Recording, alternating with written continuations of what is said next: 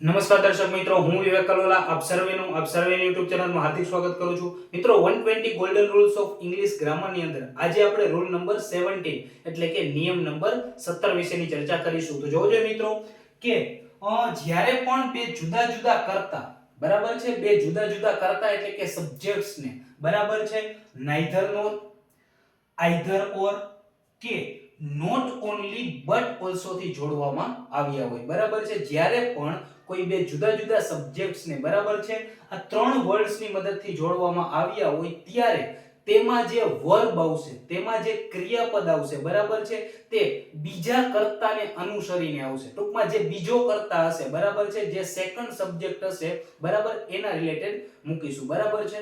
Clear છે મિત્રો? તો આપણે આને એક્ઝામ્પલ ની મદદથી સમજીએ. જોવો જે મિત્રો, પહેલું એક્ઝામ્પલ શું છે કે neither he nor his friends has passed the exam બરાબર છે.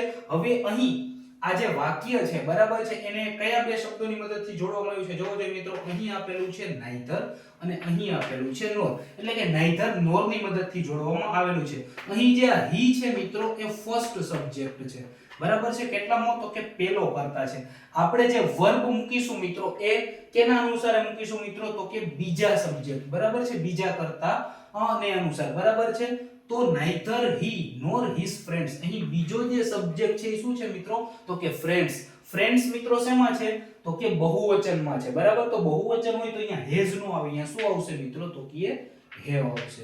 ક્લિયર છે મિત્રો? તો કે neither he nor his friends have passed the exam બરાબર છે મિત્રો. એના પછીનું સેન્ટેન્સ જોજો મિત્રો કે not only the players બરાબર છે. અહીં શેનાથી જોડવામાં આવેલું છે મિત્રો? તો કે not only બરાબર છે. not only the players but also, not only but also ની મદદથી જોડવામાં આવ્યું છે. not only the players but also the coach seem responsible for the defeat બરાબર છે. અહીં મિત્રો જો જે બીજો સબ્જેક્ટ છે ઈ the coach છે બરાબર છે, અને કેવો છે? સિંગ્યુલર છે. તો સિંગ્યુલર સબ્જેક્ટ હોય તો એની સાથે s અથવા es વાળું રૂપ આવે બરાબર છે. તો અહીં seem નહીં આવે, શું આવશે મિત્રો? seems આવશે. ક્લિયર છે મિત્રો? તો અહીં શું કહે છે કે not only the players, માત્ર પ્લેયર્સ જ નહીં પરંતુ પણ the coach seems responsible for the defeat, પણ હાર માટે બરાબર છે કોચ પણ જવાબદાર લાગે છે. ક્લિયર છે મિત્રો? તો જ્યારે પણ બરાબર કોઈ બે કર્તાને neither nor, either or કે not only but also ની મદદથી જોડવામાં આવેલું હોય ત્યારે તમે જે વર્બ મૂકશો બરાબર છે તે સેકન્ડ સબ્જેક્ટને અનુસરીને મૂકશો. ક્લિયર છે મિત્રો?